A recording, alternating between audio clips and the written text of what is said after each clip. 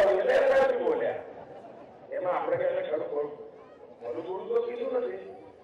તો સાહેબ કોંગ્રેસની એક મોટી મિટિંગ મળી, એની થિંક ટેન્ક બધા એના મુખ્ય લોકો ભેગા થયા પરમ દિવસે અને કસરત કરી, મગજની કસરત કરી. એટલે જેમની પાસે બતાય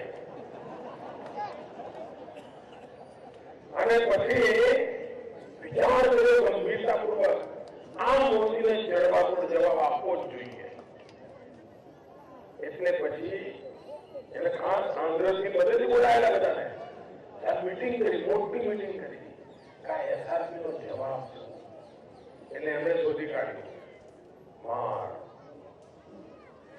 મોદીનો એમ, અડવાણીજીનો એ, રાજનાથસિંહનો આર.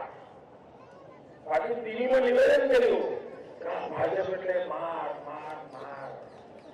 મેં ભાઈ નકામું, તમે શું કરવા કહો છો માર માર માર? આ જનતા મારવાની છે,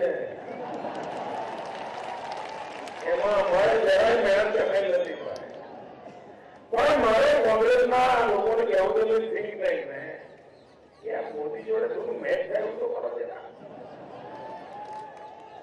મિત્રો, મેં એસઆરપી કર્યું, તેમણે માર કાઢ્યું.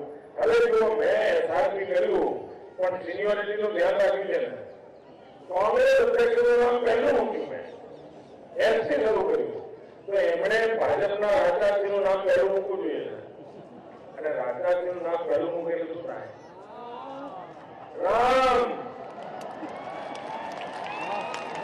રાજનાથસિંહનો આર, અડવાણીજીનો એ, મોદીનો એમ, રામ.